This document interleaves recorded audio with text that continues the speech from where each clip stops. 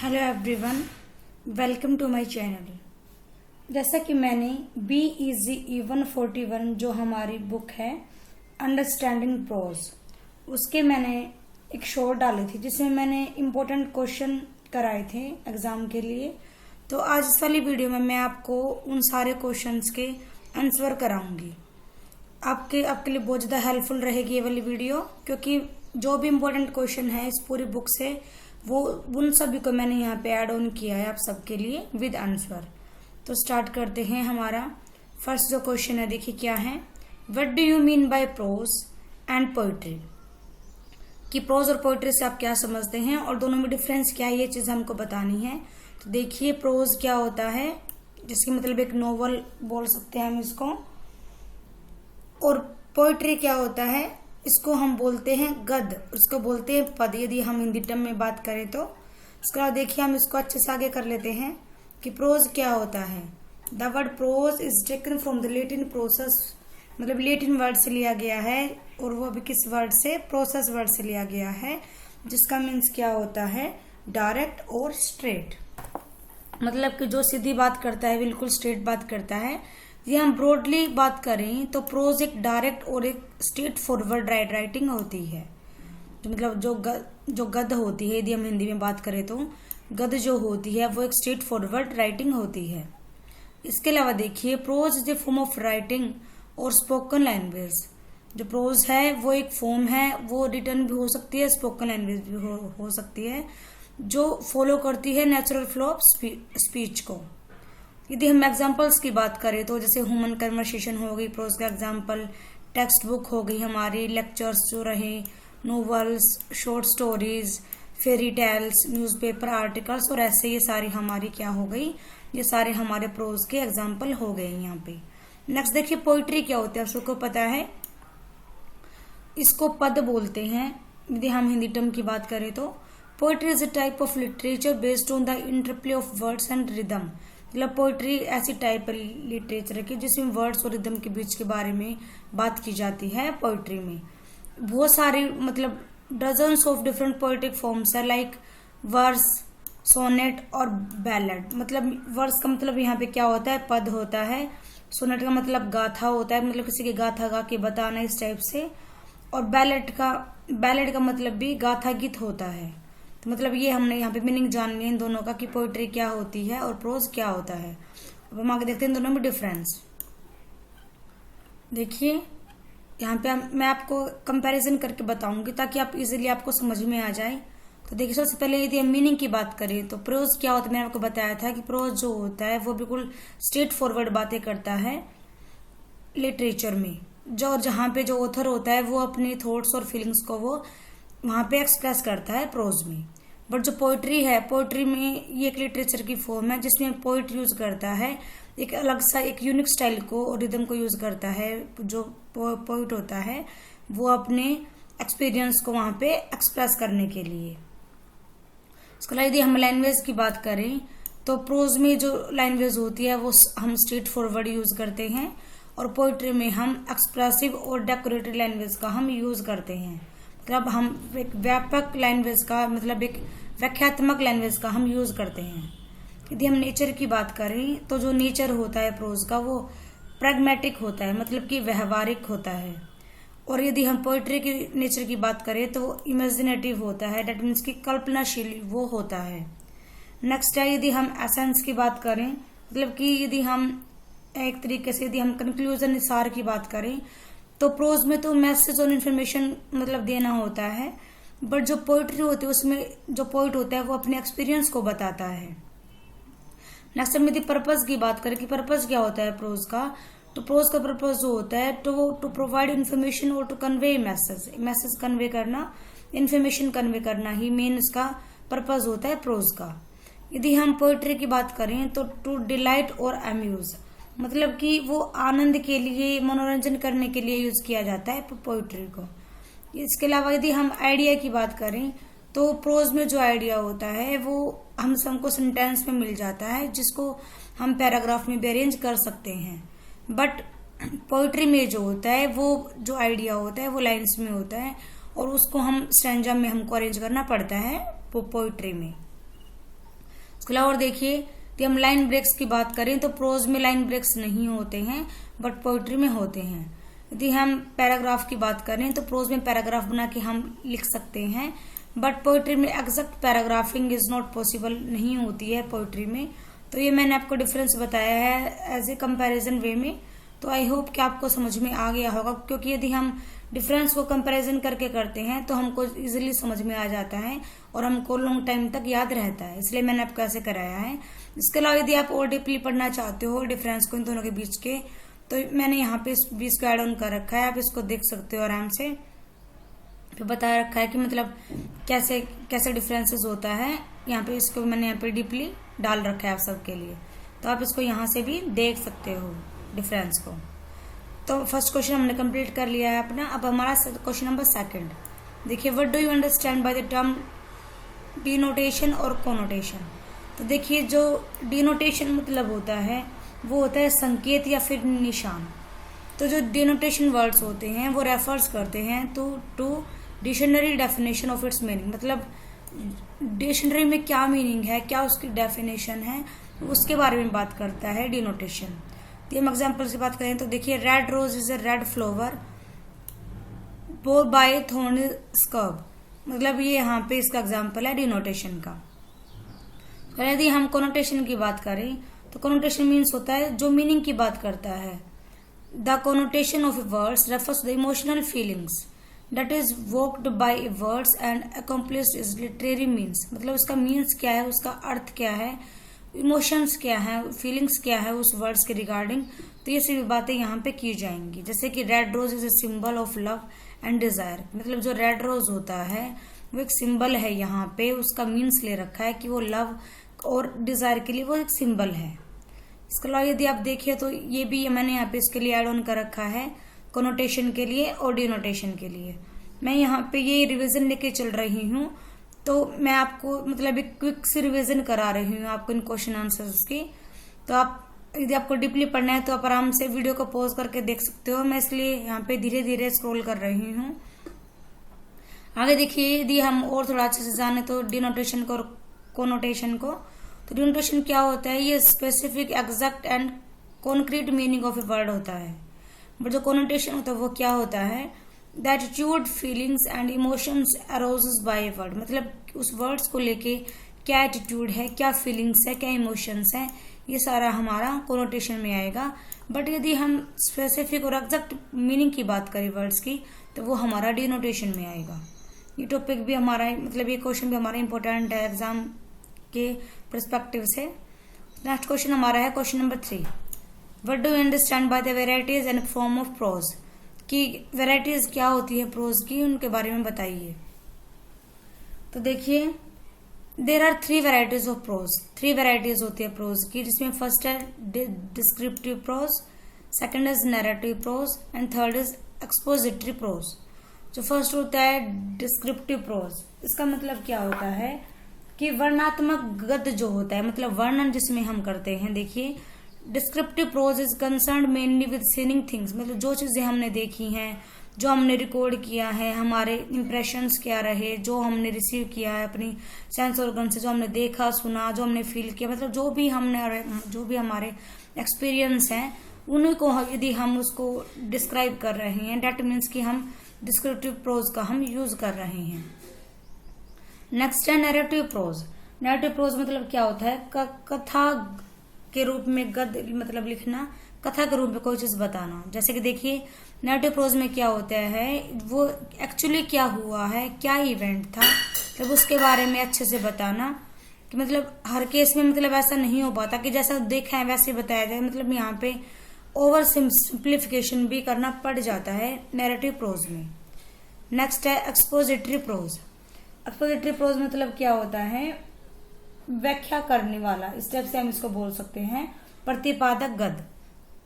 यदि हम इसके बारे में बात करें तो इसमें हम डील्स करते हैं डेफिनेशंस के साथ, एक्सप्लेनेशन के साथ और इंटरप्रिटेशन के साथ, मतलब कि हम इसको अच्छे से डिफाइन करना होता है हमको।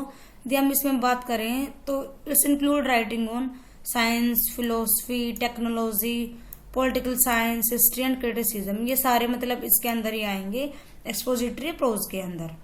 नेक्स्ट देखिए, expository is a form of logical presentation. मतलब ये जो एक्सपोजिटरी होता है, जो प्रतिपादक ये गद्य होता है, ये एक फॉर्म होती है जिसमें हम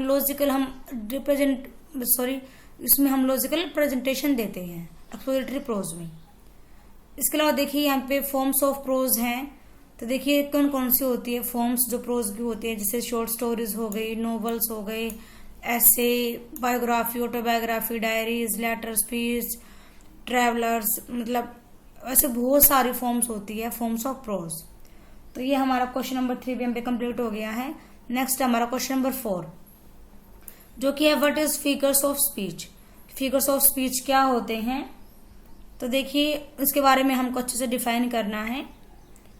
तो देखिए फिगर ऑफ स्पीच क्या होते हैं, इसमें फर्स्ट है हमारा सिमाइल।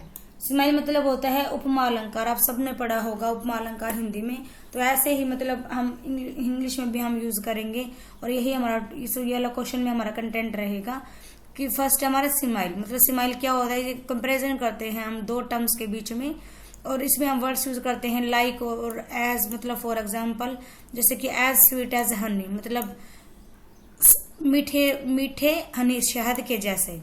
व्हाइट लाइक स्नो, मतलब व्हाइट हो जाओ स्नो के जैसे। मतलब इन वर्ड्स का हम यूज करेंगे लाइक्स और एज का यहाँ पे कंपैरिजन करने के लिए। तो यही हमारा क्या है, सिमाइल है। नेक्स्ट है मेटाफर। मेटाफर क्या होता है, रूपक अलंकार ये होता है।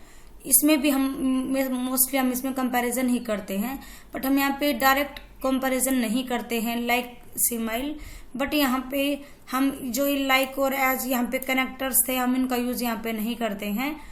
हम यहाँ पे जैसे कि ये देखिए, जैसे for example the road snaked its way up the mountain. मतलब स्नेक्ड मतलब जो रोड है वो रेंगता हुआ सा रास्ता है पहाड़ों पे, इस टाइप से बोल रखा है सांप को जैसे रेंगता हुआ। तो मतलब जो यहाँ पे स्नेक्ड वर्ड है, इसको यहाँ पे एज ए मेटाफोरिकली यूज किया गया है, मतलब रूपक अलंकार के रूप में इसको यहाँ पे यूज किया गया है। नेक्स्ट है यहाँ पे इमेज। मतलब कि इमेज जो होता है उसमें हम विजुअल पिक्चर्स के बारे में बात करते हैं, और उसको हम वर्ड्स और फ्रेजेस का यूज करके हम उसको वहां पे डिफाइन करते हैं। जो राइटर्स होते हैं वो इमेजिनरी का यूज करते हैं डिस्क्रिप्टिव राइटिंग को और ज्यादा इफेक्टिव बनाने के लिए। और image is usually written in the form of simile और मेटाफर्स यूज किए जाते हैं इमेज में भी। नेक्स्ट है सिंबल। मतलब सिंबल्स क्या होते हैं, इसमें जो इमेज होती है वो डिस्क्रिप्शन जो हम करते हैं किसी भी इमेज का, जब हम डिस्क्रिप्शन करते हैं तो ये इनहेंस कर देता है हमारे लिटरेरी वर्क को। जो सिंबल होता है वो एक स्टैंड है फॉर समथिंग एल्स, किसी भी चीज के लिए। जैसे कि एक जो डव होता है, जो एक बर्ड होता है, वो सिंबल ऑफ पीस है, मतलब वो एक सिंबल बना दिया गया है। जैसे कि यदि हम कहें तो मतलब कि जैसे क्या बोलते हैं, red rose is symbol of love, मतलब कि वो सिंबल बना दिया गया है उसके लिए, वो उसको एक मतलब उसको एक स्टैंड दे दिया गया है समथिंग एल्स के लिए। इसके अलावा देखिए नेक्स्ट है पर्सोनिफिकेशन। मतलब कि मानवीकरण अलंकार, जिसमें हम मतलब कंपैरिजन करते हैं विद ह्यूमन बीइंग्स। जैसे कि इसमें ह्यूमन कैरेक्टर्स की बात की जाती है, पावर्स की, फीलिंग्स की, तो किसके साथ, टू एब्स्ट्रैक्ट क्वालिटीज के साथ। इसमें क्या होता है कि हम जो डिस्क्रिप्शन होता है वो बहुत ही कॉन्क्रीट हो जाता है और बहुत ही विविड हो जाता है। इसके अलावा देखिए the writer speak of something which is non human as it were human. मतलब जो राइटर होता है वो ऐसे मतलब जो चीज अनह्यूमन भी है, मतलब नॉन ह्यूमन जो है, मतलब जो चीज निर्जीव है उसको भी जो राइटर होता है वो दिखाता है कि वो सजीव है, वो वहां पे पर्सोनिफिकेशन का यूज करता है। नेक्स्ट है हाइपरबोला। तो बोला मतलब होता है अतिशोक्ति अलंकार, मतलब बढ़ा चढ़ा के किसी चीज को कहना।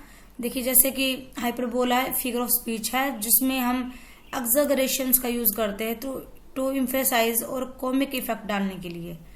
हाइपरबोला जो होता है उसको लव पोएट्री में यूज किया जाता है, और जिसमें कि मतलब जो लवर्स होते हैं वो अपने एडमिरेशन मतलब जो अपनी इच्छाओं को वो अपनी बिलव्ड को बताने के लिए यूज करते हैं हाइपरबोला का, अतिशोक्ति अलंकार का। इसके अलावा देखिए यदि हम एग्जाम्पल की बात करें तो he is running faster than the wind. मतलब वो दौड़ सकता है, वो भाग सकता है हवा से भी तेज। मतलब यहाँ पे बात को बड़ा चढ़ा के बताया जा रहा है। डेट मीन्स कि यहाँ पे हम हाइपरबोला फिगर ऑफ स्पीच का यूज कर रहे हैं। देखिए नंबर 7 है अंडरस्टेटमेंट और लियोटस। इसमें क्या होता है, इसका मतलब क्या होता है कि कटाक्षपूर्ण जो हम बात कहते हैं तो वही होता है जिसमें कि हम जो फिगर्स ऑफ अंडरस्टेटमेंट होता है ये, जिसमें हम एक्सप्रेस करते हैं to a negation of contrary और अपोजिट, मतलब किसके अपोजिट में हम बोलते हैं, और ये बिल्कुल अपोजिट होता है हाइपरबोला का ये। जैसे कि they are not unhappy with the presentation, मतलब वे हैप्पी नहीं है, मतलब वो मतलब नेगेटिव बात कर रहे हैं, हम अपोजिट बोलते हैं, मतलब कि सीधी बात ना कह के हम यहाँ पे इनडायरेक्टली बात बोलते हैं। नेक्स्ट है आयरनी। ये क्या होता है, देखिए ये भी बहुत most important figure of speech है ये। इसमें क्या होता है, एक वर्ड्स और फ्रेज होता है जिसमें हम सरफेस मीनिंग के बारे में बात करते हैं और अनदर डिफरेंट मीनिंग भी हम उसका साथ में लेके चलते हैं। और जो रीडर होता है वो इस कैपेबल हो जाता है कि वो उसके हिडन मीनिंग को जान लेता है अच्छे से, और वो भी किस लिए जो आर्नी होती है वो प्लेजर और रिलीफ हमको देती है। देखिए यहाँ से स्टार्ट होता है हमारा क्वेश्चन नंबर 5। मैंने आपको अभी तक क्वेश्चन नंबर 4 करा दिए हैं, टोटल हमने अभी तक 4 क्वेश्चन रिवाइज किए हैं। तो ये है हमारा क्वेश्चन नंबर 5। देखिए हमारा क्वेश्चन है question number 5, what compels Iona to eventually tells his story to the mare in the short story misery. मतलब जो ये स्टोरी थी मिजरी, जो एंटोन चेकोव ने लिखी है, ये वाली स्टोरी जो है, तो इसमें मतलब वो हमसे ये पूछ रहा है कि आखिर में जो यहाँ पे हमारा कि जो लोना है उसको एट लास्ट अपनी स्टोरी या अपनी लाइफ की जो बताना चाहता था अपनी लाइफ का दुख, उसको लास्ट में एक मेयर को ही क्यों बताना पड़ता है, उसके पीछे क्या रीजन रहा या किसने उसको मजबूर किया ऐसा बताने के पीछे। तो यही हमारा ये क्वेश्चन है। तो देखिए जो ये मिजरी, ये जो ये स्टोरी है ये एक एंटोन चेकोव ने लिखी है, जो उनका एक बहुत ही फेमस वर्क रहा इस ऑथर का ये, और ये एक बहुत ही सैडर शॉर्ट स्टोरी है जो कि 20th सेंचुरी में लिखी गई थी। तो ये हम बात करें इसकी टाइटल की स्टोरी की, तो यदि हम इसकी थीम थी स्टोरी की वो loneliness, misery and needs to communicate one's feelings, ये यहाँ पे टाइटल है या थीम है स्टोरी का। तो हम बात करें स्टोरी में क्या होता है कि एक लोना नाम का एक आदमी होता है जो कि बहुत ही गरीब होता है, और क्या होता है वो बिल्कुल डर्टी स्टोव के साथ वो बैठा हुआ होता है, और ये एक मतलब कहे तो ये एक घोड़ा गाड़ी चलाता था। लेकिन कुछ ही दिन पहले इसके बेटे की डेथ हो गई थी, तो ये चाहता है कि अपनी इसके बेटे की जो मेमोरीज थी वो उसको किसी के साथ वो शेयर करे, बट कोई भी इसकी बात को नहीं सुनता है। बट एंड में जाके मतलब ये अपने आप को फेल फील करता है कि कोई भी एक सिंगल ह्यूमन बीइंग ऐसा नहीं है जिसके साथ ये अपना दुख बांट सके। तो ये अपने घर पे जाके बैठता है, वहां पे एक एनिमल होता है, तो ये उसी को अपना सिंबल ऑफ हिज लोनलीनेस मान लेता, अपने अकेलेपन का साथी मान लेता है, और ये उसी से अपनी बातें फाइनल में बताता है, और अपने सारे फीलिंग्स के साथ अपना ग्रीफ, उसके फीलिंग्स मतलब सब कुछ वो उसके साथ ही शेयर कर लेता है एक वाइट मेयर के साथ। हालांकि उसने कुछ भी रिस्पॉन्ड नहीं किया जो मेयर थी, बट इसने अपना मन का जो सारा दुख था उसने सारा अपना उसको बता दिया था। और लास्ट में जो रीडर होता है वो भी अपसेट फील करता है क्योंकि एक सिंगल ह्यूमन बीइंग ऐसा नहीं था जिसने इसकी बात सुनी हो। दी हम बात करें थीम ऑफ मिजरी की, तो वो थी हमारी लोनलीनेस, मतलब कि अकेलापन। मतलब कि जो पीपल्स थे, जो पब्लिक थी वो बिल्कुल रूड है, किसी ने उसकी बात भी नहीं सुनी। इसने बहुत बार कोशिश की थी सभी को अपनी बात बताने की कि जो मेरा बेटा है वो अभी उसको मरे हुए 1 हफ्ते ही हुआ है, बट किसी ने इसकी बात नहीं सुनी। एट लास्ट इसने अपना दुख जो इसके दिल में जो भी दर्द छुपा हुआ था वो सारा इसने अपने मतलब घर पे इनके यहाँ वहां पे एक वाइट मेयर थी उसी को बताया, और इसी वजह से इसने अपना दुख अपनी किसी भी इंसान को न बता के अपने उस वाइट मेयर को ही बताया था। नेक्स्ट क्वेश्चन हमारा है क्वेश्चन नंबर 6। इसमें क्या है कि हमको कैरेक्टर स्केच बताना है mothers from the story mother. तो जो स्टोरी मदर है उसमें क्या कैरेक्टर स्केच दिया गया है मदर का। तो यही हमारा नेक्स्ट क्वेश्चन है। तो देखिए, तो ये स्टोरी है मदर। इसमें क्या होता है कि यहाँ पे बहुत ही मतलब लूसिडिटी के साथ दिखाया गया, मतलब बहुत ही स्पष्टता के साथ दिखाया गया है। डेप्थ फीलिंग की बात की गई है। इसके अलावा कॉमेडी की भी बात यहाँ पे की गई है। और जो ये मतलब जो मदर जो स्टोरी है, ये एक संकलित मतलब कहानी है, बहुत ही अच्छी ये कहानी है, जिसमें जो मदर होती है वो अपने आप बारे में ही यहाँ पे बताया जाता है। मतलब जो ये मदर है वो राइटर की मदर है यहाँ पे, जो यहाँ पे बता रहा है कि मतलब किस प्रकार से उसकी जो मदर है वो अपनी बच्चों को बचाती है, उनको लाइफ जीना सिखाती है। मतलब यहाँ पे उसी बारे में बताया गया है कि जैसे वो बिलीव करती है कि जो गर्ल्स है वो started down this path because of way she walks sits and sings बैना। मतलब ये यहाँ वहाँ का ये फोक सॉन्ग है sorry, during the Sunday school में मतलब जो ये मदर है उसकी डॉटर जाती है स्कूल में, उसी के बारे में ये बात कर रही है। उसके बाद क्या होता है देखिए, in some way the mother is wise. मतलब जो मदर थी वो बहुत ही चालाक थी। क्या थी, वो खाना पकाती थी, साफ सफाई भी करती थी, घर के सारे काम करती थी। मतलब उसको हर चीज का वो ध्यान रखती थी अपने बच्चों का, और वो अपने बच्चों को डिफरेंट टाइप्स ऑफ पीपल से भी वो अपने बच्चों को बचा के रखती थी। उसको नॉलेज थी, हर डोमेस्टिक नॉलेज वो रखती थी, और मतलब वो हैप्पीनेस चाहती थी अपनी फैमिली के लिए और लार्जर कम्युनिटी के लिए। यदि हम बात करें इसके अलावा तो मतलब यहाँ पे जो मदर वॉइस है वो यहाँ पे क्या बता रही है, she takes an anger and frustration out on her daughter, कि वो अपनी जो उसका गुस्सा है और जो उसकी फ्रस्ट्रेशन है वो उसको अपनी बिटिया पे निकालती है।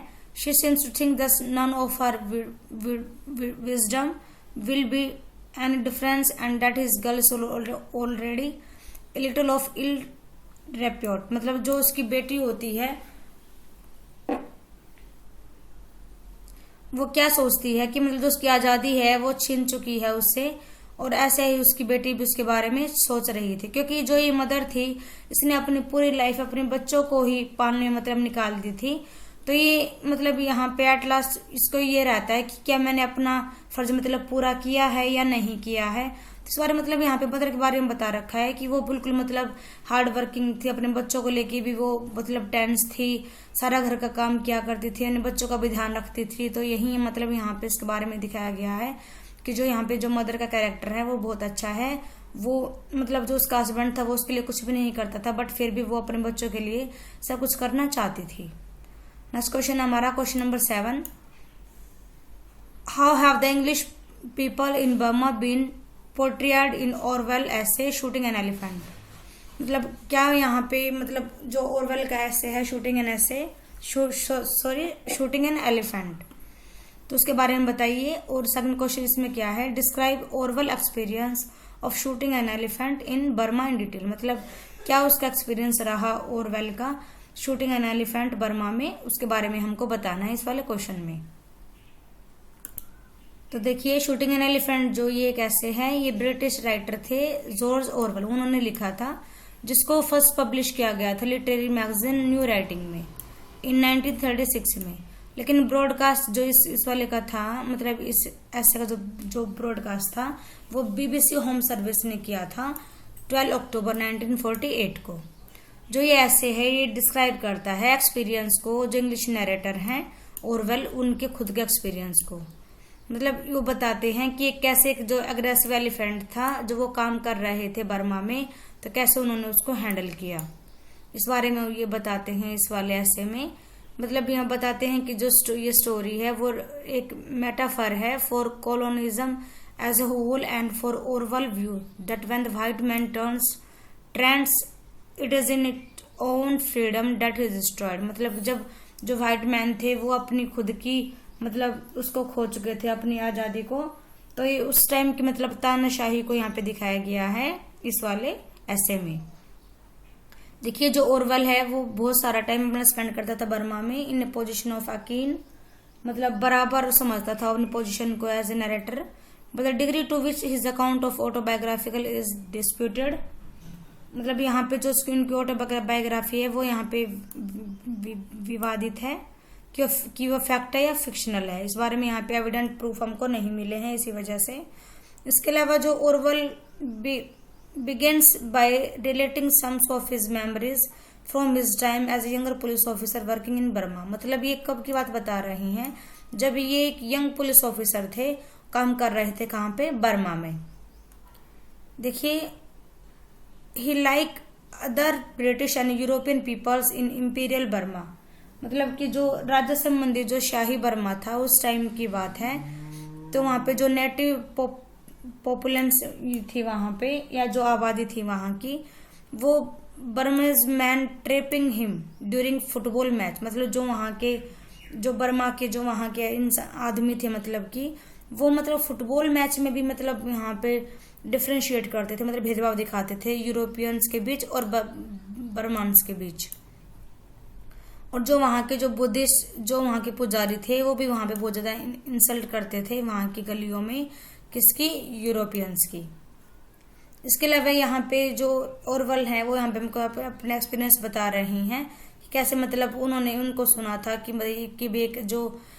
एक हाथी है वो बहुत ज्यादा आक्रामक हो गया है, तो जब वो अपनी राइफल को उठा के चल पड़ते हैं उसको मारने के लिए, बट वो जाके जब वहां पे देखते हैं तो वहां पे बहुत सारी भीड़ इकट्ठी हो जाती है और वो देखते हैं कि जो एलिफेंट उसने एक हट को भी वहां पे डिस्ट्रॉयड कर दिया है, एक काव को भी मार दिया है और कुछ फ्रूट्स की स्टॉल है उनको भी उसने वेस्ट कर दिया है। तो जो ओरवेल होता है वो अपनी राइफल को उठाता है और मतलब चला जाता है उसको शूट करने के लिए, बट जब वो वहां पे जाके देखता है तो ये देखता है कि मतलब जो एलिफेंट है वो अग्रेसिव नहीं है, बल्कि आराम से वो मतलब एक गोट के मतलब एनिमल के समान वो आराम से वहां पे घास चर रहा है। लेकिन ओरवेल यहाँ पे फील करता है कि यदि मैंने इसको कुछ नहीं किया तो जो भीड़ यहाँ पे है वो ये सोचेगी कि मतलब मैं एक डरपोक मतलब पुलिस ऑफिसर हूँ, तो इसीलिए ये उसको मतलब एक सेफ पोजीशन से शूट कर देता है एलिफेंट को और वो एलिफेंट मर जाता है। मतलब ये चाह रहा था कि मतलब वो यदि वो ऐसा करेगा तो सब उसको समझेंगे कि हाँ ये एक ब्रेव पुलिस ऑफिसर है, बट ऐसा हुआ नहीं। जब ओरवेल ने इस एलिफेंट को मारा तो जो वहां पे भीड़ थी वो मतलब इस एलिफेंट के ही मतलब मीट को मतलब एलिफेंट के ही बॉडी पार्ट्स को काट काट के खाने के लिए लेके चली जाती है। और ये फिर ये अपने ऑफिस जाता है, इसको लगता है कि काश मेरे को मतलब कोई मेरे को ऑफिस में ही बोलता है कि हाँ तूने बहुत बहादुरी का काम किया है ये, बट ऐसा कुछ नहीं होता है। अपोजिट में क्या होता है कि सब इसको एक फूल ही समझते हैं। तो ये हमारा क्वेश्चन था ये। नेक्स्ट देखिए क्वेश्चन नंबर 8 है हमारा, how was Kincaid view of England as a child. मतलब किनकेड का व्यू कैसा रहा इंग्लैंड का, जो किनकेड का जो व्यू था इंग्लैंड को लेके कैसा रहा और कैसे उसका व्यू चेंज हो गया जब उसने कंट्री एज एन अडल्ट उसने प्रवेश किया था या उसने विजिट किया था इंग्लैंड में। इसके अलावा दूसरा क्वेश्चन इसी में क्या है कि मतलब जो यहाँ पे कॉलोनाइजर्स थे, जो वहाँ पे कॉलोनाइज पर्सन जो थे उनके मतलब उनका कैसा उनका कैरेक्टर्स था, तो उनके बारे में भी हमको इस क्वेश्चन में हम इसके बारे में बात करेंगे। तो ये हमारा है क्वेश्चन नंबर 8। देखिए जो जमैका किनकेड है इसके राइटर, जो कि एक एंटीगुआ नोवेलिस्ट है ये, और ये ऐसे भी लिखते हैं जिन्होंने अपना autobiographical essay owns in England for the first time. इन्होंने मैगजीन थी ट्रांजिशन है ये, एक मैगजीन थी ट्रांजिशन उन्होंने 1991 में इसको पब्लिश किया था। तो देखिए ये एक ऑटोबायोग्राफिकल ऐसे है ये जमैका किनकेड का, जिसमें कि वो मतलब ऑन द पोजीशन इंग्लैंड्स बता रही हैं, होल्ड्स इन हर, मतलब उन्होंने कैसे वहां पे फील किया उस बारे में ये बता रही हैं, जो कि उनका होम टाउन था। इसके अलावा ये यहाँ पे बता रही हैं कि मतलब कैसे वहां पे मतलब दुविधा रही इनको पोस्ट कॉलोनियल वहां पे, तो मतलब कैसे इन्होंने क्या कुछ फेस किया अपने होम पे, मतलब हर चीज वो यहाँ पे बता रही है वहाँ के एजुकेशन सिस्टम के बारे में, मतलब कैसे वहाँ पे जो वुमेन्स है उनके साथ भी वहाँ पे भेदभाव किया जा रहा है, उन सारी चीजों के बारे में उन्होंने यहाँ पे बताया है। इसके अलावा यहाँ पे मतलब इस ऐसे में जो राइटर हैं उन्होंने एक्सपोज किया है डिफरेंस को कि जो आइडिया है इंग्लैंड का और जो रियलिटी है दोनों में मतलब डिफरेंस क्या है, कि कहते कुछ हैं और रियलिटी में है वहां पे कुछ, तो मतलब उस बारे में भी इन्होंने यहाँ पे अच्छे से बताया है।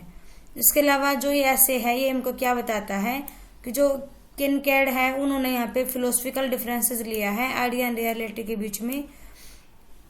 इसके अलावा यहाँ पे क्लैश हो जाता है between her physical encounter with England in her adulthood में जब ये गई थी जब, और ideological encounter during her formative years reverse that difference which she Kinley focus on this ऐसे। मतलब बिल्कुल यहाँ पे स्पष्ट रूप से दिखाया गया है इस वाले ऐसे में इस बात को कि मतलब यहाँ पे कैसा डिफरेंस उसको देखने को मिला था।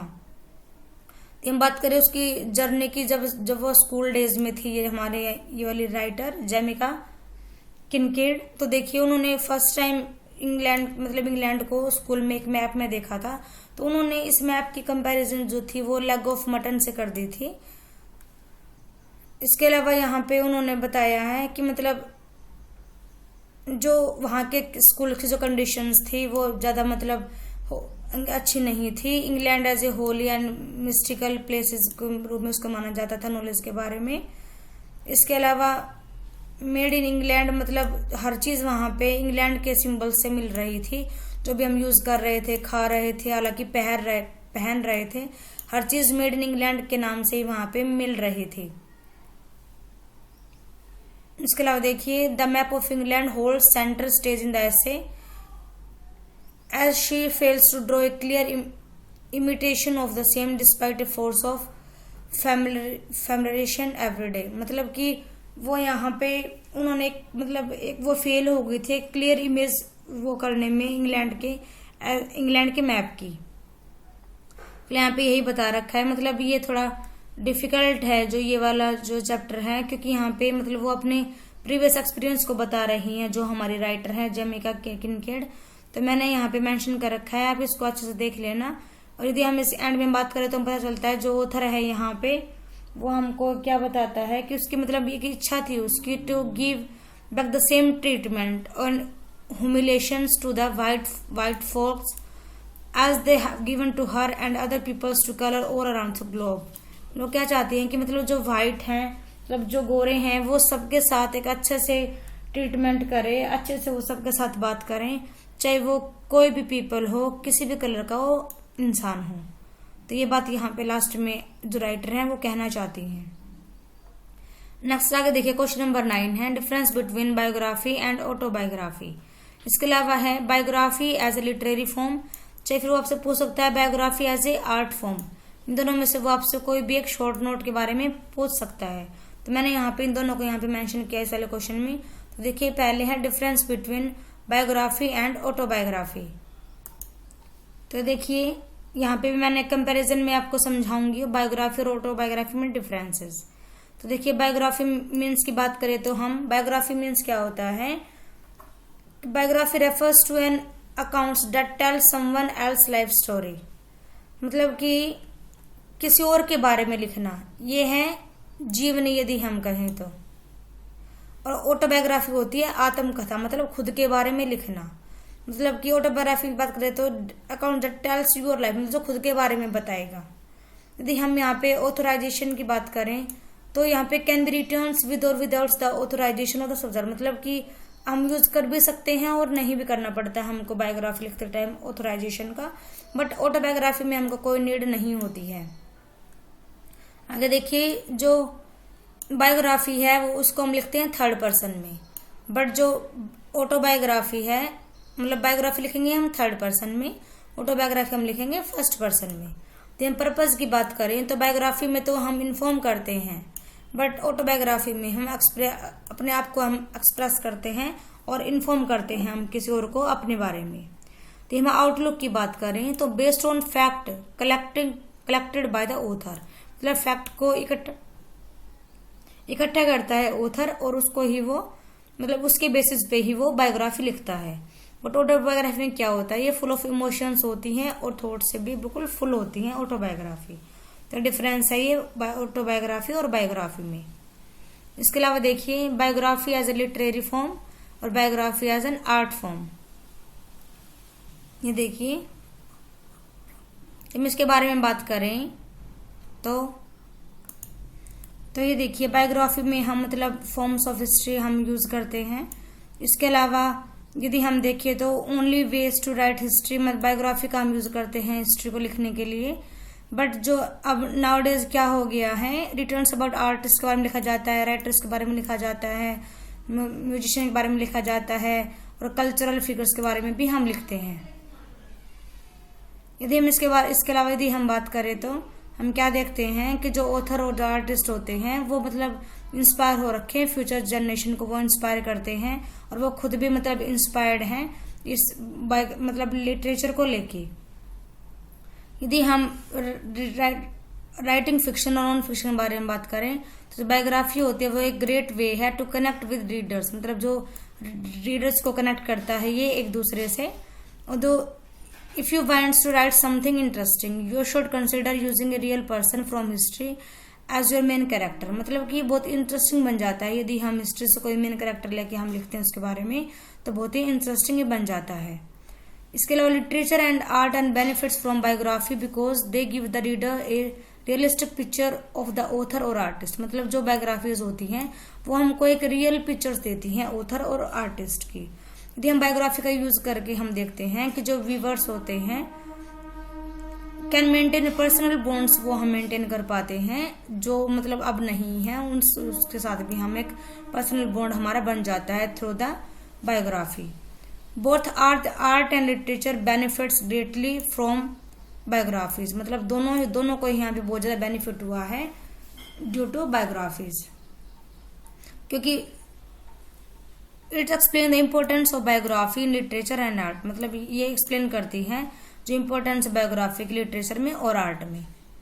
तो देखिए यहाँ पे बायोग्राफी जो होती है वो इम्पोर्टेंट होती है इन आर्ट और लिटरेचर में। तो रीजन क्या है कि it provides context to work, मतलब काम करने के लिए ये हमको टॉपिक देता है, हमको मतलब कंटेंट देता है। It can help us understand the artist life को, मतलब उसको जानने में हमारी हेल्प करता है, इन्फ्लुएंस करने में हमारी हेल्प करता है, टू इम्प्रूव देयर स्टाइल को इम्प्रूव करने में भी हमारी हेल्प करता है।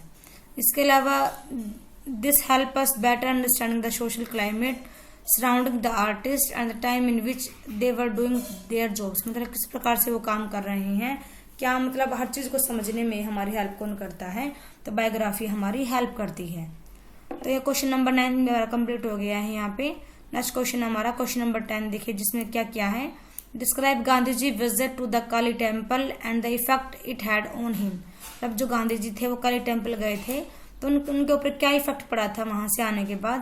और इसके बाद सेकंड क्वेश्चन है what an appreciation of Gandhi ji art and craft of autobiography, मतलब क्या उनकी आर्ट एंड क्राफ्ट की मतलब यहाँ पे अप्रिशिएशन दी गई है उनकी ऑटोबायोग्राफी में। तो यही हमारा क्वेश्चन है क्वेश्चन नंबर 10। तो देखते हैं हम अपना आंसर नंबर 10। तो ये देखिए गांधी जी विजिट करते हैं कलकत्ता में काली टेम्पल में, to great deal of impression on his mind, मतलब अपने माइंड पे वो एक अच्छा इंप्रेशन लेके वो टेम्पल में जाते हैं। वो नहीं जानते थे कि वहां पे जो मतलब जो भेड़ है उनकी वहां पे बलि दी जाती है। He also did not like the lines of beggars along the lane that leads to temple among whom were also present able-bodied sadhus and Gandhiji was strongly opposed, मतलब उनको नहीं पता था कि वहां पे मतलब कैसे लाइन लगती है जो बैगर्स होते हैं उनके टेम्पल्स के साथ साथ में। उनको पता नहीं था कि वहां पे मतलब जो वहां पे साधुस वगैरह मतलब वहां पे बैठे हुए हैं, तो उनको पता नहीं था। इसके अलावा वो वहां पे स्ट्रोंगली मतलब अपोज करते हैं, विरोध करते हैं। आर्म्स मतलब कि जो वहां पे दान दिया जा रहा था उसके खिलाफ, मतलब वो उसका यूज कर रहा, वो चाह रहे थे कि could earn their own livelihood by working, कि ये मतलब दान क्यों दे रहे हैं, खुद को इंसान को खुद से कमा के अपना मतलब अपनी जीवन यापन करना चाहिए, यहाँ पे दान क्यों दिया जा रहा है साधु को। He talks to one such sadhu वो refuse to take the responsibility of stopping the correct to the ship, मतलब वो यहाँ पे डायरेक्टली टॉक भी करते हैं, बात भी करते हैं साधु से, बट जो साधु होता है वो रिफ्यूज मना कर देता है।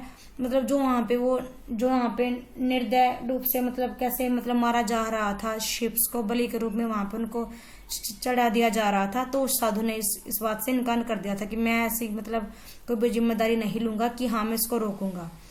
Inside the temple he was exasperated at the rivers of blood, देखते हैं कि वहां पे मतलब खून की नदियां बहा रखी हैं। ये देख के वो बहुत ही उदास हो जाते हैं और इस सीन को वो कभी भी भूल नहीं पाएंगे।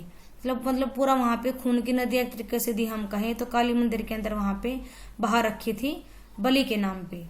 इसके अलावा ही मीट रिलीजियस मेडिकेंट्स टू, मतलब वो वहां पे भिक्षुकों से भी मिले थे, जो धार्मिक वहां पे जो रिलीजियस वहां पे भिक्षुक थे उनसे भी मिले थे। उसके अलावा वो वहां पे एक पूल ऑफ शिप ब्लड्स भी उन्होंने देखा था वहां पे, कि शिप के खून से भरा हुआ जो एक वहां पे पूल था वो भी उन्होंने देखा था। He was not able to forget the sides of the blood river, मतलब वो भूल नहीं पा रहे थे वो जो ब्लड रिवर उन्होंने देखे थे उसको। ही फील्ड रेस्टलेस एंड अनऑक्सियस, मतलब वो बहुत ही वहां पे मतलब रेस्टलेस और मतलब बहुत ही चिंतित वो वहां पे फील करते हैं। इसके अलावा वो वहां पे वरांडा में आके भी कुछ बात करते हैं टॉपिक्स के, मतलब क्या टॉपिक रहा था कि जो बलि दी जा रही है शिप्स की, उसके बारे में आर्ग्यूमेंट्स करते हैं किसी और पर्सन के साथ भी वहां पे। One of such man asked him and his companions to sit there, मतलब कोई इंसान उससे कहता है कि आप, मतलब एक साथी जो उसका होता है वो कहता है कि आप यहाँ पे बैठ जाइए और बात कीजिए on the custom of sacrificing ship in the temple, मतलब जो यहाँ पे जो रिवाज चली हुई है, जो कस्टम है यहाँ पे बलि देने की शिप्स की, उसके बारे में आप यहाँ पे बात कीजिए। Soon they stopped the discussion and went inside the temple, as every devout was blindly follows the way taught to be the religious leaders, मतलब वो जल्दी ही और डिस्कशन को बंद कर देते हैं और टेम्पल के अंदर चले जाते हैं। और जहाँ पे वो क्या देखते हैं कि जो मतलब जो अंधे जो मतलब जो भक्त हैं जो मतलब वहां पे लगे हुए हैं बुरी तरीके से, मतलब कि जो वो बलि देने में लगे हुए हैं और दान कर रहे हैं, पैसे दे रहे हैं, मतलब जो जैसा उनको सिखाया गया है उनके रिलीजियस लीडर्स के द्वारा। तो ये क्वेश्चन था हमारा कि कैसे मतलब गांधी जी का एक्सपीरियंस रहा काली टेम्पल को लेके। तो ये वाला क्वेश्चन हमारा ये था। सेकंड क्वेश्चन हमारे इसमें क्या है कि मतलब अप्रिशिएशन क्या रही गांधी जी की आर्ट एंड क्राफ्ट की ऑटोबायोग्राफी में। तो देखिए जो महात्मा गांधी की जो स्टोरी है, the story of my experiments with truth, वो क्या है, वो क्लासिकल एग्जाम्पल है आर्ट एंड क्राफ्ट का, उनकी बायोग्राफी का। जो ये बुक थी वो पब्लिश की गई थी 1927 में। ये गांधी जी की पर्सनल और पॉलिटिकल जर्नी के बारे में भी हमको बताती है और ये एक टेस्टामेंट है, एक यूनिक अप्रोच है उनकी लाइफ के बारे में, लीडरशिप के बारे में और एक्टिविज्म के बारे में। इसके अलावा जो art of Gandhi ji autobiography lies simplicity and honesty, मतलब जो उनकी बायोग्राफी की जो उनकी मतलब जो मेन पॉइंट्स था वो क्या था, सिंप्लिसिटी और ऑनेस्टी था। ये हम बात करें तो जो गांधी जी इसमें अपनी लाइफ के बारे में शेयर करते हैं, कैसे उन्होंने स्ट्रगल फेस किया है, कैसे मतलब उनका गुस्सा रहा, कैसे मतलब उनकी सेक्सुअलिटी लाइफ रही, उसके बारे में गांधी जी बताते हैं। He presents a candid and honesty portrayals of himself, में खुद के बारे में बताते हैं वो कि कैसे वो स्पष्टवादी थे और कैसे मतलब वो ऑनेस्ट थे बिल्कुल अपने काम को लेके, कैसे मतलब वो कैसे उनको फेलियर का भी सामना करना पड़ा, कैसे उन्होंने वीकनेस फील की, कैसे उन्होंने अपॉर्चुनिटीज का यूज किया ग्रोथ करने के लिए और ट्रांसफॉर्मेशन के लिए। तो सारी भी अपनी ऑटोबायोग्राफी में बताते हैं। इसके अलावा गांधी जी उन्होंने लिरिकल और पोएटिक क्वालिटी का यूज किया अपनी ऑटोबायोग्राफी में और इन्होंने यहाँ पे इमेजिनरी और मेटाफर्स का भी यूज किया है डिस्क्राइब करने के लिए, अपने एक्सपीरियंस को, अपने मैसेज को पहुंचाने के लिए रीडर्स के लिए। इसके अलावा उन्होंने यहाँ पे he also employees A conversational tone का उन्होंने यूज किया है। किस लिए यूज किया है, ताकि जो रीडर्स हैं वो अच्छा फील करें और उनको ऐसा लगे कि बिल्कुल मतलब वो बिजी हो गए हैं उनके साथ बात करने में। इसके अलावा the craft of Gandhi ji autobiography is evident in its structural and organization, मतलब जो उनकी क्राफ्ट है वो स्ट्रक्चरल है और ऑर्गेनाइजेशन है। जो इनकी बुक है उसको 2 पार्ट्स में डिवाइड किया गया है, सॉरी 2 पार्ट्स में नहीं, बहुत सारे चैप्टर्स में इसको डिवाइड किया गया है, जो गांधी जी के लाइफ के बारे में बताती हैं कि कैसे उन्होंने नॉन वायलेंस का मतलब उन्होंने फॉलो किया है और पॉलिटिकल एक्टिविज्म में कैसे रहे। इसके अलावा जो गांधी जी क्राफ्ट है उनमें क्या रहा, उन्होंने डायलॉग्स का, स्टोरी टेलिंग्स का उन्होंने यूज किया है। और जो इनकी ऑटोबायोग्राफी है वो एक मतलब ओनली ए टेस्टमेंट नहीं, मतलब एक वो नियम या एक आदेश नहीं है, बल्कि एक टेस्टमेंट है, ये यूनिक फिलोसफी का एंड अप्रोच का टू लीडरशिप का, मतलब कैसे हम लीडरशिप को अपना के हम मतलब अपने देश को आगे लेके जा सकते हैं। तो वो सारी चीजें इसमें बताई गई हैं। इसके अलावा ही believed in the power of self reflection and self improvement. मतलब गांधी जी बिलीव करते थे कि सेल्फ रिफ्लेक्शन मतलब खुद को रिफ्लेक्ट कीजिए, खुद को परिवर्तित कीजिए और खुद को ही इम्प्रूव कीजिए। और वो अपने एक्सपीरियंस को भी बताते हैं इसमें, और वो मतलब इंस्पायर करते हैं और मोटिवेट करते हैं अदर्स को कि वो अपनी लाइफ को वो पर्पस दे सके और एक मीनिंग दे सके। तो ये हमने यहाँ पे क्वेश्चन नंबर 10 भी हमारा कंप्लीट कर लिया है। नेक्स्ट क्वेश्चन हमारा question number 11, give a detail accounts of Russell childhood as seen from his autobiography. मतलब कैसा, मतलब जो रसेल का जो चाइल्डहुड था वो रहा, उसके बारे में बताएंगे हम। उसके बाद सेकंड क्वेश्चन है कि मतलब प्रोज स्टाइल क्या रहा बर्नार्ड रसेल का उनकी ऑटोबायोग्राफी में। तो ये क्वेश्चन नंबर हमारा 11 है। देखिए, जो बर्नार्ड रसेल का जो चाइल्डहुड था वो ग्रीफ स्टिकन और लोनली रहा, मतलब कि शोक से भरा हुआ और अकेलेपन से संबंधित उनका ये बचपन रहा। जो उसकी मदर और जो उसकी बहन थी वो सिर्फ 2 साल के ही थे जब भी उनकी मदर और बहन उसकी मर गई थी, और उसके 18 महीने के बाद उनके फादर की भी डेथ हो गई थी।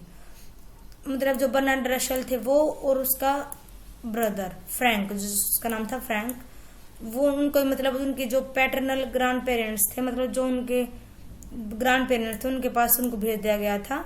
But their grandfather died soon after Bernard 6th birthday. मतलब जब जो बर्नार्ड रसेल थे जब वो ओनली 6 ईयर के हुए थे तो उनके ग्रैंड फादर की भी डेथ हो गई थी।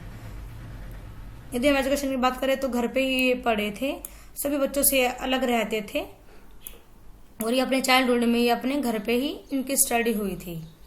ये एक लोनली इनका चाइल्डहुड रहा है। ये एक ऑर्फन बच्चे थे, मतलब अनाथ बच्चे थे ये, जो कि शांति चाहते थे और साउंड्स ऑफ नेचर और साइट्स को देखना इनको बहुत ज्यादा पसंद था।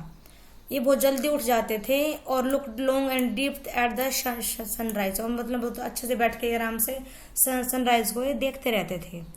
ही had no ones to communicate with, मतलब कोई भी इनसे बात करने वाला नहीं था। ये नेचर में ही अपना कोई साथी या कंपेनियन ढूंढते रहते थे, नेचर में और बुक्स में। That it did not suffer from oppressiveness of loneliness, मतलब कि ये इन पे बहुत सारे ज्यादा जुल्म हुए थे, अत्याचार हुए थे, जिनकी वजह से ये अकेलापन ही फील करते थे हमेशा। His days at kindergarten were recalled by him with great delight, मतलब जो दिन इन्होंने अपने किंडरगार्टन में बिताए थे ये उनको रिकॉल करते रहते थे और उसका आनंद ये लेते रहते थे। He longed for the company of other childrens, मतलब ये और बच्चों के साथ भी कंपनी ये बनाना चाहते थे, अब बच्चों के साथ बात करना चाहते थे। जब हम इनके प्रोज स्टाइल की बात करें तो जो बर्नार्ड रसेल हैं वो ग्रेटेस्ट मास्टर थे इंग्लिश प्रोज के, मतलब इन्होंने बहुत ही अच्छी मतलब क्रांति ला दी थी सब्जेक्ट मैटर्स में, मूड ऑफ एक्सप्रेशन, मतलब बातों को एक्सप्रेस करने के वे में। ये बहुत ही ग्रेट राइटर थे और ग्रेट फिलोसफर्स भी थे ये। इसके अलावा इन्होंने 20th सेंचुरी में ये एक स्टाइलिश ग्रेट प्रोज राइटर ये बन गए थे।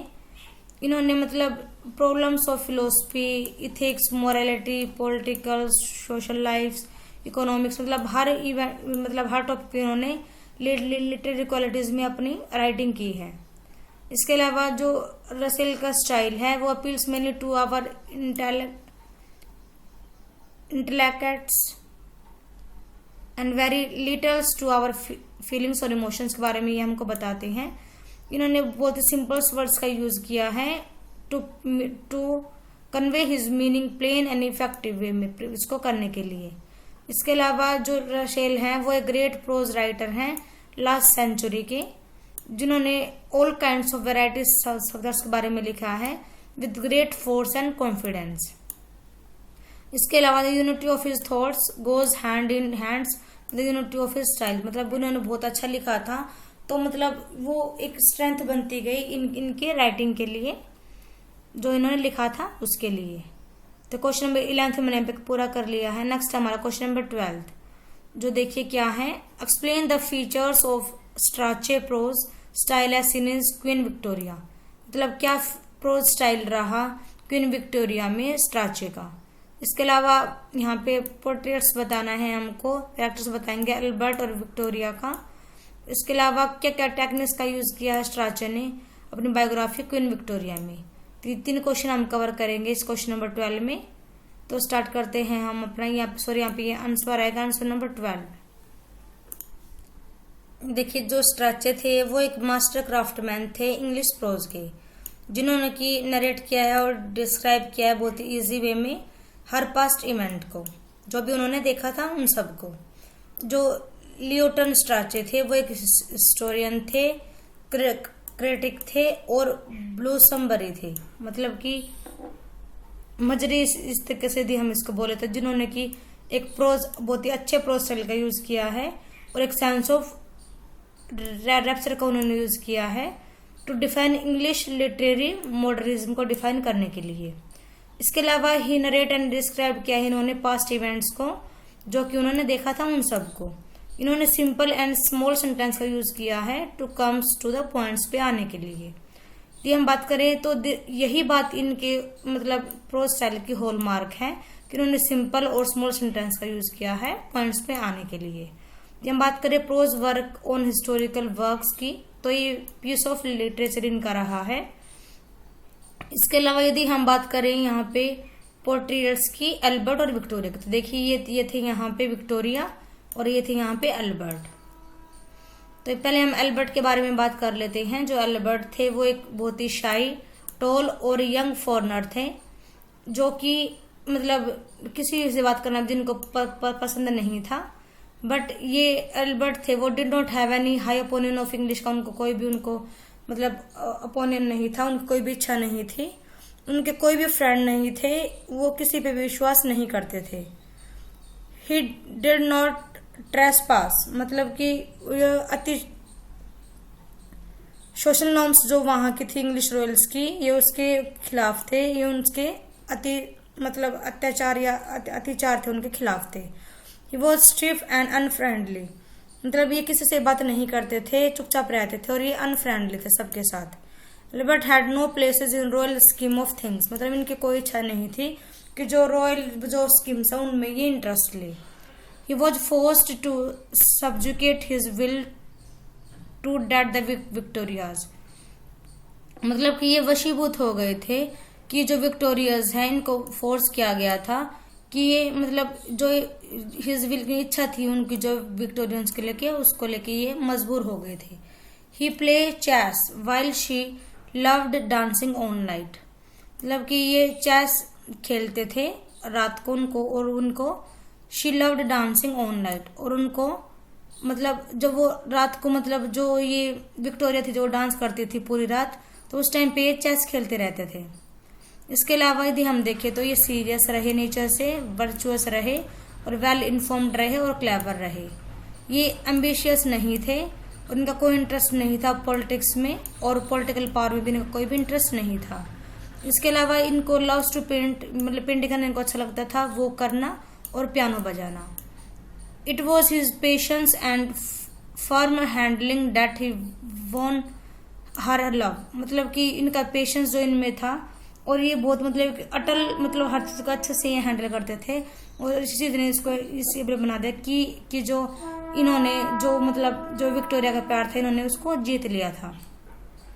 नेक्स्ट यहाँ पे पोर्ट्रेट है विक्टोरिया का।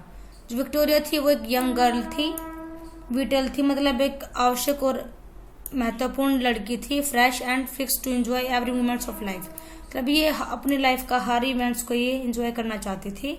She was shown as a wayward young monarch, मतलब कि यहाँ पे वो मतलब एक जिद्दी भी लड़की थी ये, और एक सम्राट जो थे, मतलब एक यंग सम्राट जो थी ये एक वुमेन वो वॉज डीपली इन लव, मतलब ये बहुत ज्यादा प्यार में पड़ी हुई थी। She can't offer their emotions, ये अपने जो इसके इमोशंस थे ये किसी को भी नहीं बताती थी, और ये मतलब डांस करना इसको अच्छा लगता था, और ये बुक्स भी पढ़ती रहती थी, और ये अपने जो भी इसके सीरियस टॉपिक थे, चाहे वो उसके मैरिज से लेके हों चाहे किस टॉपिक के लेके हों, ये उसको किसके साथ भी डिस्कस नहीं करती थी। इसके अलावा she was living in her home country में रहती थी, बट जो अल्बर्ट था वो आउटसाइडर था।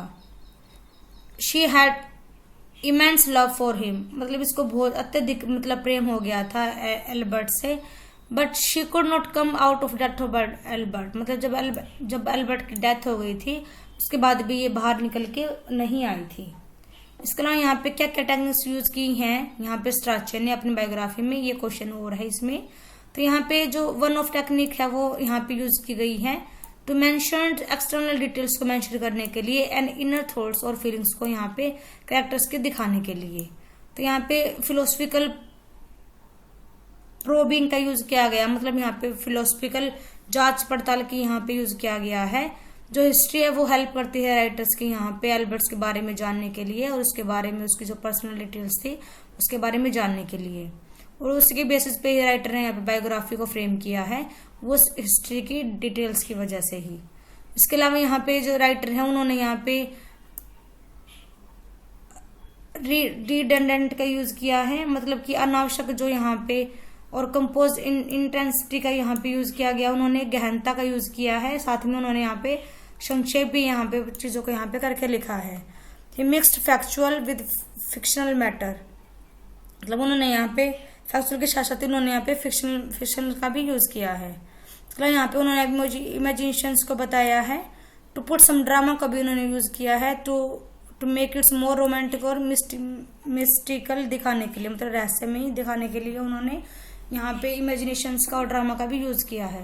इसके अलावा स्ट्रक्चर ने यहाँ पे अल्बर्ट और जो वहाँ पे मतलब विक्टोरिया थी उनके रिलेशंस को यहाँ पे दिखाया है। He reconstructed the political scenario of Victoria Britain, तब यहाँ पे उन्होंने एक मतलब कथानक या परिदृश्य दिखाया है विक्टोरियन ब्रिटेन की विक्टोरिया का। तो यहाँ पे हमारा क्वेश्चन पूरा हो गया। नेक्स्ट क्वेश्चन हमारा है question number 13। Anne Frank diaries reverse the trauma of the Holocaust, यहाँ पे हमको एग्जाम्पल के साथ बताना है। इसके अलावा सेकंड क्वेश्चन जो है वो क्या है, what do you understand by the Holocaust, क्या समझते हैं आप होलोकास्ट से। And the trauma of jazz from the reading of the diary of a young girl by Anne Frank, मतलब क्या कैसे क्या कुछ हुआ था वहां पे जैज के साथ, उसके बारे में बताना है। थर्ड क्वेश्चन है writing diary writing is a literary form, right A note. तो इन तीनों में से वो आपसे कोई भी एक क्वेश्चन पूछ सकता है एग्जाम में, तो उसके वे के अकॉर्डिंग ही मैंने यहाँ पे आंसर सेट कर रखे हैं। तो हम स्टार्ट करते हैं यहाँ पर आंसर नंबर 13। तो ये देखिए जो एनी फ्रैंक की डायरी है ये एक एग्जाम्पल है of the diary use for providing ideas दिए गए, जिसमें थॉट्स दिए गए हैं और इसमें वर्ड्स दिए गए हैं। जो एनी फ्रैंक थी वो एक जेविश गर्ल थी जो कि हिटलर नाजी जर्मनी में उस टाइम पे, उसने यहाँ पे रिटर्न्स द ट्रॉमा, मतलब यहाँ पे उसने बताया कि मतलब कैसे उसको सदमा पहुंचा था, कैसे उसको अगोनी फेस करनी पड़ी थी फर्स्ट ऑफ होलोकास्ट, मतलब कि कैसे मतलब एक सर्वनाश हुआ था उस टाइम पे, कैसे उसने फेस किया था, वो सब इस डायरी में लिखा गया है। The diary was gifted to her father, उसके फादर को दी गई थी diary at the age of 13 पे। She named it Kitty, Kitty इसको नाम दिया गया था इसकी डायरी को। She notes her life events of 2 years which she spend is secret annexe in Amsterdam to escape Nazi, मतलब जो यहाँ पे राइटर थी जो एनी फ्रैंक थी वो मतलब वहां पे छुपी हुई थी नाजी से बचने के लिए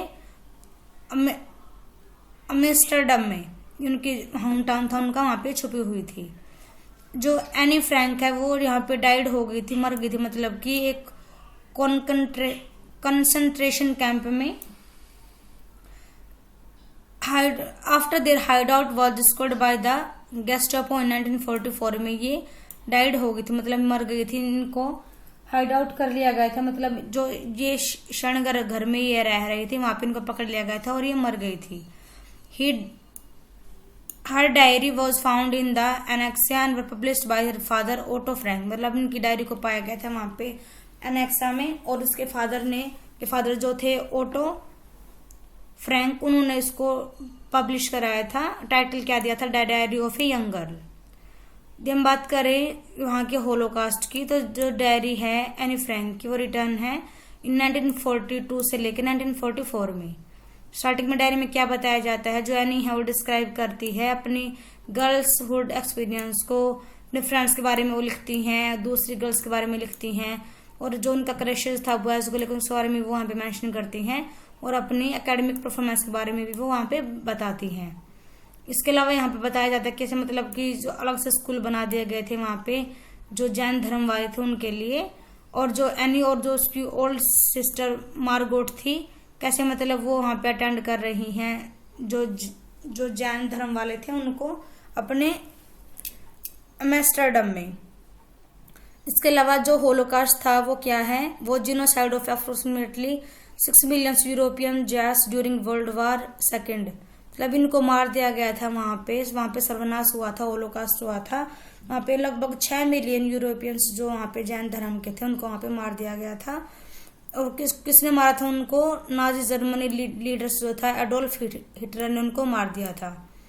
the total numbers of forecast victim is between 11 million and 17 million peoples. मतलब इतने वहां पे विक्टिम्स थे जिन्होंने उसको वहां पे सफर किया है। तो देखिए डायरी राइटिंग क्या होती है, ऐसे लिटरेरी फॉर्म में उसके ऊपर हमको नोट लिखना है एक। तो diary form of autobiographical writing a regularly kept recorded रखा जाता है डायरीज एक्टिविटीज एंड रिफ्लेक्शंस का। मतलब डेली हम जो कुछ करते हैं उसके बारे में ही हम इसमें सारा अपना रिकॉर्ड रखते हैं। मतलब जो डायरी है उसको एक स्पेशल जर्नल माना गया है लिटरेचर में, जिसमें कि मतलब जो नैरेटिव स्ट्रक्चर्स का यूज किया जाता है अपनी बातों को वहां पे डिस्क्राइब करने के लिए। इसके अलावा देखिए यहाँ पे मतलब बहुत सारे फीचर्स या नैरेटिव स्ट्रक्चर्स ऑफ डायरीज का यूज किया गया है। वहां पे क्रोनोलॉजी का यूज किया गया, डेटिंग का यूज किया गया है, डायलॉग्स का यूज किया गया है। इसके अलावा it's provided specific form of diaries one of the individual styles का यूज किया गया है। तो एक आर्टिस्ट जो पर्सन था उसके लिए मतलब यहाँ पे आर्टिस्ट वर्क का यूज किया गया है। इसके अलावा यहाँ पे मतलब बहुत सारे मतलब रीजंस होते हैं जो मतलब एक इस हर डायरी के मतलब अच्छा या उसको लेजर मतलब एक्सटेंट उसको बना देते हैं। तो उसके पीछे क्या होता है देखिए, एक फ्रीक्वेंसी होती है, एक रेगुलरिटी होती है ऑफ रिकॉर्डिंग की। मतलब रेगुलर हम चीजों को रिकॉर्ड कर रहे हैं, किस फ्रीक्वेंसी से हम रिकॉर्ड कर रहे हैं अपनी बातों को, तो वो चीज यहाँ पे आती है। Relationship of records with current and note with long past events. मतलब कि कैसे हम रिलेशन सेट करके चल रहे हैं अपने करंट का अपने पास्ट इवेंट्स के साथ। थर्ड है the spontaneous nature of the records. मतलब हम अच्छे से चीजों को साथ साथ लेके चलें, उनको सहज रूप से लेके चलें। नेक्स्ट लिटरेरी रोनेस ऑफ रिकॉर्ड्स। मतलब हमारे पास एक लिटरेरी मतलब मतलब एक कच्चे तरीके से हमारे पास रिकॉर्ड होना चाहिए जरूर से जरूर। इसके अलावा हम मतलब अच्छे से हम एड्रेस लेसनेस करें, अच्छे से अपनी बातों को अच्छे से एड्रेस करें। और इसके अलावा लास्ट जो है वो intimates and therefore sincere private nature of the notes हमारा एक होना चाहिए। मतलब हमारे जो नोट्स है वो हमारे प्राइवेट वे में हमारे पास रहने चाहिए। तो यहाँ पे हमारे क्वेश्चन नंबर 13 तक हमने कंप्लीट कर लिए हैं। नेक्स्ट हमारा है क्वेश्चन नंबर 14 जो कि है how does Lawrence speech my final hours reflects her commitment to social causes, give reasons for your answer. Second question इसमें क्या है कि मेन फीचर्स क्या है उनके स्पीच के माई फाइनल आवर में, और इसके अलावा मतलब कैसे मतलब उन्होंने सोशल कॉजेज रहे। तो क्या आप एग्री हो तो उसके बारे में अपना आंसर दीजिए विद रीजन। तो ये हमारा क्वेश्चन नंबर 14 है। देखिए तो देखिए जो फाइनल आवर्स मतलब जो यहाँ पे ये है ये लॉरेंस ने लिखा है, जो कि मतलब यहाँ पे शो कर रहे हैं कि human beings were concern about humanity and the suffering of peoples. मतलब कैसे जो ह्यूमन बींग्स हैं वो ह्यूमैनिटी को मतलब पालन कर रहे हैं और कैसे मतलब जो लोग हैं वो सफर कर रहे हैं। During the last decades of her life she had become highly involved in nuclear disarmament. मतलब जो यहाँ पे जो last decades of her life थे उनमें ये मतलब हाईली इन्वॉल्व रहे हैं न्यूक्लियर मतलब जो परमाणु निशस्त्रीकरण था उसमें, social justice and environmental protection causes में भी her concern and commitment towards social causes evidently seen in the essay. मतलब कैसे मतलब वो परेशान हैं, कैसे वो मतलब सोच रहे हैं, कैसे वो मतलब अपने आप को प्रतिबंध कर रहे हैं जो सोशल कॉजेज हैं उनके खिलाफ। इन सारी बातों के ऐसे में दिखाया गया है। ये एक ऐसे है। She further shares the pain of Holocaust in Europe. मतलब यहाँ पे इन्होंने भी यहाँ पे होलोकास्ट जो वहाँ पे सर्वनाश हुआ था उसके बारे में यहाँ पे बताया कि कैसे मतलब जो नाजीज थे उन्होंने मर्डर किया था great part of Jewish communities का। इसके अलावा यहाँ पे पुअर कंडीशंस के बारे में बताया गया है जो पीपल रहते हैं सोमेली लैंड में उनके बारे में यहाँ पे दिखाया गया कि कैसे वहाँ के लोग जो हैं वो हंगर और थ्रस्ट से मर रहे हैं, भूख और प्यास से मर रहे हैं। इसके अलावा her commitment towards social causes is further evident when she says that she is astonished at so much money being spent in production of nuclear arms। मतलब कि उनका यहाँ पे हमको दिख जाता है कि मतलब कैसे वो मतलब यहाँ पे प्रतिबंध है अपने सोशल कॉजेज को लेके, क्योंकि वो वहाँ पे कह रहे हैं कि कैसे मतलब पैसे को वहाँ पे पानी के रूप में बहाया जा रहा है न्यूक्लियर परमाणु खर्चे के ऊपर, मतलब पैसा खर्च किया जा रहा है। हालांकि जो पब्लिक है वो भूख प्यास से मर रही है पर उनकी तरफ कोई भी ध्यान नहीं है। यदि वो कह रहे हैं यदि इतने पैसा यदि वो रॉन्ग रीजन में लगा रहे हैं, यदि वो उसको अच्छे तरीके से लगाए तो इस इतने पैसे में तो पूरी अर्थ पे पानी मतलब पीने का पानी सबको मिल जाएगा। फिर देखें तो क्या देखिए इसके अलावा है यहाँ पे कि मेन फीचर्स क्या है इनके स्पीच के। तो देखिए मेन फीचर्स यहाँ पे क्या है, the audience to know the something about the responsibility to social causes. वो क्या बताना चाहते हैं कि जो रिस्पॉन्सिबिलिटी होती है हमारी सोशल कॉजेज को लेके वो सबकी होती है। हमको न्यूक्लियर जो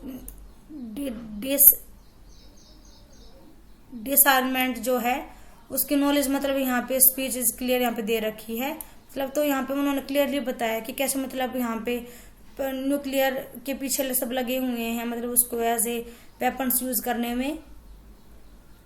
इसके अलावा वो चाहते हैं कि इन पैसों को ऐसे पानी की तरह ना बहाया जाए और लोग मतलब इसका अच्छे से यूज करें। इसके अलावा यहाँ पे observations of ethical and sustainable persons के बारे में हमें बात की गई है। इसके अलावा उन्होंने यहाँ पे troubles in the nuclear units pursuit, मतलब कैसे मतलब काम चला रखा है यहाँ पे न्यूक्लियर का, तो कैसे मतलब क्राइसिस इन द इमेजिनेशंस बन जाएगा यदि ऐसा कुछ हुआ तो, पर में उन्होंने यहाँ पे बताया है। इसके अलावा उन्होंने यहाँ पे देखिए बताया है कॉन्सिक्वेंसेस ऑफ कॉमन पीपल्स के बारे में, और इसके अलावा devoted to the interpreting the nuclear problems के बारे में उन्होंने यहाँ पे बताया है कि जो न्यूक्लियर प्रॉब्लम्स हैं वो मतलब कैसे मतलब जो ह्यूमन की लाइफ है उसको इन्फ्लुएंस करेंगी। तो ये चीज उन्होंने यहाँ पे बताई है अपने इस वाले ऐसे में। तो नेक्स्ट क्वेश्चन हमारा क्वेश्चन नंबर 15 देखिए। मैं यहाँ पे फिर बोल रही हूँ कि मैं स्पीड में लेके चल रही हूँ ताकि आपकी एक बार क्विक से थोड़ी सी रिवीजन हो जाए, इसलिए मैं आपको एज ए रिवीजन वे में आपको करा रही हूँ। आपको यदि अच्छे से करना है तो आप चैनल पे मतलब मैंने सबकी वीडियो डाल रखी है, वहां से जाके भी इसको अच्छे से देख सकते हो। तो मैं यहाँ पे सिर्फ रिवीजन लेके चल रही हूँ। तो देखिए ये क्वेश्चन है हमारा, how does Nehru's the quest of man give an insight into Indian culture and civilisation. तो ये क्वेश्चन है, बात थीम बता रखी है, क्या मतलब क्विस्ट ऑफ मैन की थीम है। और उसके अलावा एक क्वेश्चन यहाँ पे थर्ड और है कि मतलब इंफॉर्मेटिव एंड एस्थेटिकली कैसे मतलब अपीलिंग कर रखी है उन्होंने अपने इस वाले फॉर्म्स ऑफ प्रोज में। तो ये क्वेश्चन हमारा है क्वेश्चन नंबर 15, देखते हैं हम इसको अभी। तो ये देखिए जो ये क्विस्ट ऑफ मैन है ये पंडित जवाहरलाल नेहरू जी ने लिखी है। जो ये थी कि 56 सीरीज थी इनके लेटर्स की इन ग्लिम्पसेस ऑफ वर्ल्ड हिस्ट्री में। इसको इन्होंने लिखा था डिस्ट्रिक्ट ऑफ देहरादून में, मतलब जो जहाँ देहरादून की जेल थी वहां पे इन्होंने इसको लिखा था। It mention the origins of human civilisation before with the earth has had different setting for many thousands of year. मतलब यहाँ पे बता रहे हैं कि कैसे मतलब बहुत सारे हजारों साल लगे हैं ह्यूमन सिविलाइजेशन को बनने में, संस्कृति को बनने में। Human civilisation owns its existence and excellent features of human minds. मतलब कि बता रखा है जो हमारी मानव सभ्यता है कैसे मतलब उसने हमारे मतलब कैसे वो मतलब इंटेलिजेंस रूप से हमने उसका यूज किया है, कैसे हमने उसको यूज करते हुए कैसे मतलब वो स्थिर बन गया है हमारी लाइफ में, हमारे माइंड्स में। इसके अलावा यहाँ पे human are always curious and hungry to find out more and more about the world and the universe. मतलब यहाँ पे बता रहे हैं कि जो ह्यूमंस बीइंग है वो कैसे मतलब बहुत ही वो मतलब भूखे प्यासे हैं, वो बिल्कुल उतावले हैं इस वर्ल्ड और यूनिवर्स के बारे में जानने के लिए। वो यहाँ पे बता रहे हैं कि मतलब वहाँ पे कैसे मतलब प्रवेश देना चाहिए जो हिस्टोरियंस होते हैं उनको, और कैसे मतलब उन्होंने यहाँ से फैक्ट और आइडियाज को लिया है जो कि उन्होंने यहाँ से बुक से सीखा था, उसी को उन्होंने यहाँ पे यूज किया है यहाँ पे अपनी बातों को बताने के लिए। इसके अलावा वो यहाँ पे सपोर्ट करते हैं साइंस का, कि साइंस जो होती है वो रैशनल होती है और जो ब्रॉड माइंडेड होती है, इट्स नॉट लाइक रिलीजन के जैसे साइंस नहीं होती है। इसके अलावा वो यहाँ पे बता रहे हैं कि जो रिलीजियस इम्पोजेस होते हैं उसके अपने खुद के व्यूज होते हैं जो कि फेथ और स्पिरिचुअल बिलीव्स पे जो बेस रहते हैं।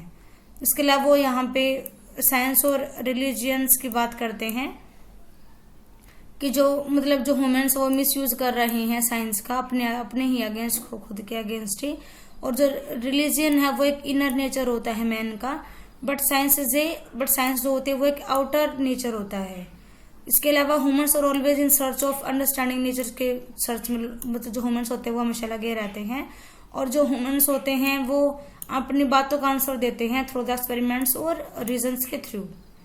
इसके अलावा he even describe discovery of agriculture and fire and history about empire and different civilisations. मतलब उन्होंने बात की है यहाँ पे एग्रीकल्चर के बारे में बात की है और डिफरेंट सिविलाइजेशन के बारे में उन्होंने बात की है। और इसके अलावा ये बता रहे हैं कि जो साइंस है वो एक वेपन्स के रूप में ह्यूमंस यदि यूज करेगा तो दे डिस्ट्रॉयर्स देव सिविलाइजेशन को डिस्ट्रॉय कर देगा by killing each others with the humans had forms with so much hard work. मतलब जिसके पीछे लोग लगे हुए हैं, मेहनत कर रहे हैं, यदि हम साइंस को एज ए वेपन यूज कर देंगे तो हम अपनी पूरी मतलब सिविलाइजेशन को या फिर अपनी पूरी सभ्यता को, अपने कल्चर को हम बिल्कुल वेस्ट कर देंगे, उसको बिल्कुल ही खत्म कर देंगे। नेक्स्ट यहाँ पे थीम बता रखी है कि जो नेहरू की क्वेस्ट ऑफ मैन है इसकी थीम क्या है। तो यहाँ पे साइंस एंड रिलीजन जो मेन 2 थीम्स है यहाँ पे जो दी गई है क्वेस्ट ऑफ मैन की।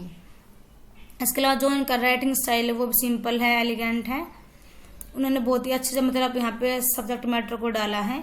उसके अलावा यहाँ पे उन्होंने सिंपल स्टाइल का यूज किया है रीडर्स के लिए और उन्होंने मतलब सिंपल लिखा है ताकि जो इनकी 14 ईयर ओल्ड डॉटर थी वो उसको अच्छे से समझ सके। इन्होंने यहाँ पे मतलब स्टोरी में इन्होंने यहाँ पे ह्यूमन सिविलाइजेशन के बारे में यहाँ पे बताया है। इसके अलावा जो इनका प्रोज स्टाइल है उसमें यहाँ पे 3 फीचर्स दिए गए हैं। सिंपल स्टाइल उन्होंने यूज किया है, इनफॉर्मल स्टाइल यूज किया है और इन्होंने कन्वर्सेशन स्टाइल का इन्होंने यूज किया है। ये हमारा यहाँ पे क्वेश्चन नंबर 15 भी पूरा हो जाता है। नेक्स्ट हमारा क्वेश्चन नंबर 16 देखिए। जो एटकिंस हैं उन्होंने कैसे मतलब डिफरेंस किया है पीपल्स ऑफ नॉर्थ और साउथ इंडिया वालों में, कैसे मतलब उन्होंने अपने जो उन्होंने ट्रेवल किया था उन्होंने उसको इंटरेस्टिंग एंड इंफॉर्मेटिव कहा है। इसके अलावा मतलब उन्होंने कैसे मतलब पॉलिटिशियंस का यहाँ पे फन बनाया अपने इस ट्रेवलॉग में, तो यही चीज उन्होंने यहाँ पे दिखाई है। इसके अलावा यहाँ पे प्रोज स्टाइल के बारे में बात करेंगे हम और इंफॉर्मेटिव और इंटरेस्टिंग स्टाइल के बारे में बात करेंगे जो कि एटकिंसन ने यूज किया है अपने इस ट्रेवलॉग में। तो ये हमारा आंसर नंबर 16। देखते हैं हम इसको अभी। तो ये देखिए जो ये मतलब ये एटकिंसन ने यहाँ पे understanding of culture and difference between peoples और north and south Indian makes his travel, ये क्वेश्चन यहाँ पे ऐड ऑन हो गया दोबारा से, सॉरी फॉर डैट। तो यहाँ से हमारा आंसर स्टार्ट होता है।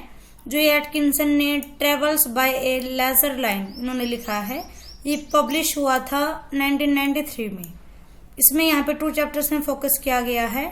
तो concluding chapters from the book, मतलब यहाँ पे कंक्लूड करके दिखाया गया है इस बुक में। तो यहाँ पे इंडियन रेलवे के बारे में बात की गई है कि जो इंडियन रेलवे है उसके 3 लाइन है या फिर उसके 3 गेजेस है। फॉर एग्जाम्पल जैसे कि broad gauge, metre gauge and narrow gauge, उसके 3 गेजेस हैं। और ये लेजर लाइन क्या होता है, मतलब यहाँ पे यूज किया गया है इसको लेजर लाइन। तो ये क्या होता है, ये refers to the metre gauge जो होता है वेवलेंथ, उसको यहाँ पे लेजर लाइन रूप में इसको यूज किया गया है। यहाँ पे जो बुक है उनकी ये उनको बताते हैं उनकी जर्नी के बारे में जो कि उन्होंने की थी मीटर गेज लाइन से लेके लैडो तक, जो कि which is the earth most station था असम का, असम से लेके भुज तक, which is the western most station in Gujarat. मतलब जो ये असम था ये तो अर्थन मोस्ट स्टेशन था और जो भुज था ये वेस्टर्न मोस्ट स्टेशन था गुजरात का। This journey made him travels through 14 state, मतलब जर्नी थी वो टोटल 14 स्टेट से होके गुजरी थी। और यदि हम इसको कहें तो एक रेलवे मैराथन भी हम इसको बोल सकते हैं, जिसमें कि उन्होंने 4 कॉर्नर्स ऑफ इंडिया को यूज किया था ट्रेवल करते टाइम। इसके अलावा यहाँ पे जो ऑथर है वो यहाँ पे दिखा रहा है डिफरेंस नॉर्थ और साउथ इंडिया में, कि मतलब कैसे मतलब उन्होंने यहाँ पे राइटिंग करके दिखाया है और उन्होंने अच्छे से कन्वे किया है। इन्होंने राइटर्स जो भी उन्होंने देखा था उस चीज को यहाँ पे उन्होंने अच्छे से दिखाया है, कल्चरल डिफरेंस दिखाया है नॉर्थ और साउथ के लोगों में। उन्होंने बताया कि यहाँ पे जैसे मतलब जो जो राइटर्स यहाँ पे मतलब रैबलिंग करके दिखा रहे हैं कि जो नॉर्थ इंडियन जो पिलग्रिम्स हैं, जो यहाँ पे तीर्थयात्री हैं,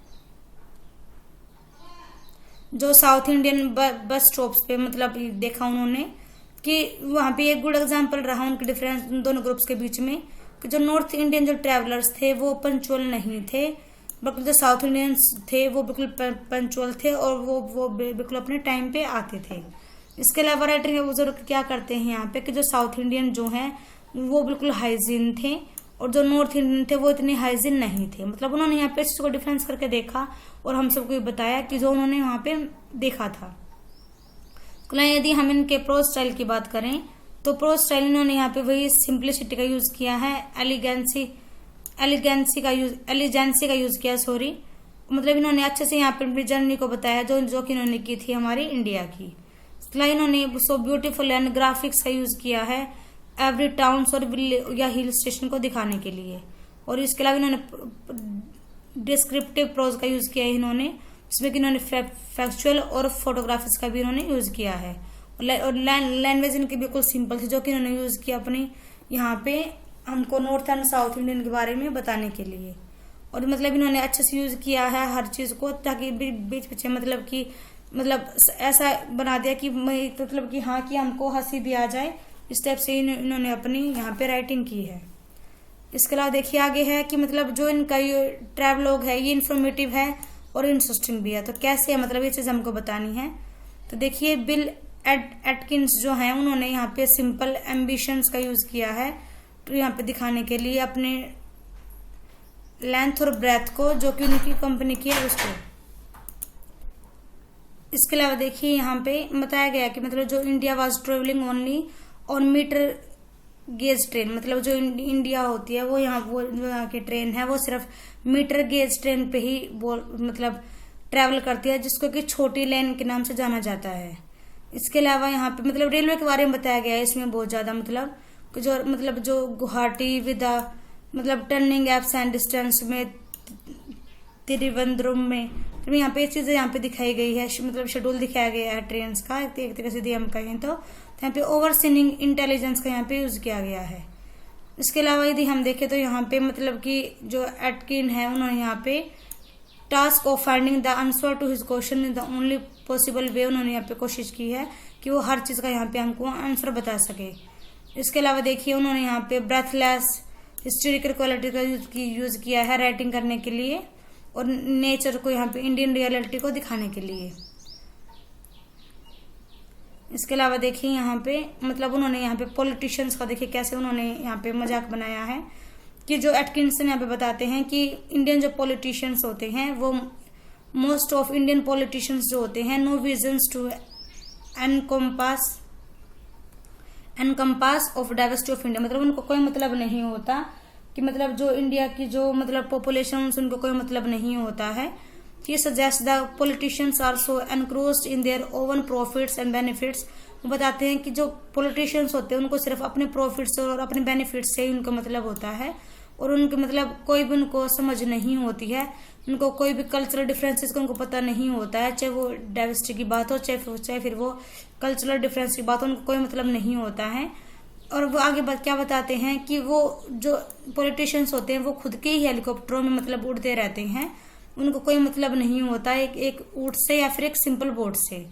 इसके अलावा जो पॉलिटिशियंस होते हैं उनको कोई मतलब वो नहीं जानते हैं रियलिटी क्या होती है, ग्राउंड लेवल पे रियलिटी क्या है, वो अपने आप में और अपने कंफर्ट जोन में ही वो बिजी रहते हैं।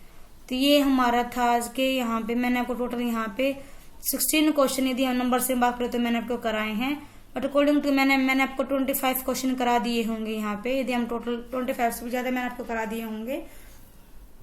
तो ये मैंने आपको आज पूरी बुक की यहाँ पे फुल बुक रिवीजन करा दी है, जिसे मैंने आपको टोटल 16 क्वेश्चन कराए हैं। आई होप कि आपको समझ में आ गए होंगे और आपके लिए ये हेल्पफुल रहे, क्योंकि मैंने यहाँ पे स्पीड में लेके चली हूँ मैं यहाँ पे इन सभी टॉपिक को। यदि मतलब कुछ में से गलतियां भी हुई हैं, कुछ प्रोनाउंसिएशन में दिक्कत आई है तो सॉरी फॉर दैट, क्योंकि यहाँ पे मैं स्पीड में लेके चल रही थी इसी वजह से हो गई है। तो प्लीज आप एडजस्ट करके चले थोड़ा सा। तो जो ये हमारी BEasy-41 ये हमारी बुक है अंडरस्टैंडिंग प्रोज, इसका जो हमारा एग्जाम है वो 8 जून को है। और ये पेपर जो हमारा है ये भी हमारा 100 मार्क्स का होगा। तो आई होप कि आपको आपके लिए हेल्पफुल रहे मेरा ये कंटेंट। मैंने आज आपको ये फुल बुक रिवीजन करा दी है। देखिए मैं आपको दोबारा से दिखा देती हूँ। हमने आज टोटल से यहाँ पे 16 क्वेश्चन किए हैं, but 16 question as a number में हैं, बट मैंने यहाँ पे आपको टोटल मैं बोलूँ तो मैं आपको टोटल 25 के अप्रोक्स क्वेश्चन करा दिए हैं विद आंसर। आपके लिए हेल्पफुल रहेगा कंटेंट, क्योंकि मैंने यहाँ पे बड़ी मेहनत करके नोट्स तैयार किए हैं आप सबके लिए। यदि आपके लिए हेल्पफुल रहे मेरा कंटेंट, यदि आपके लिए थोड़ी बहुत भी हेल्प होती है तो प्लीज वीडियो को लाइक करें, शेयर करें और मेरे चैनल को सब्सक्राइब करें। Thanks everyone, thanks for watching.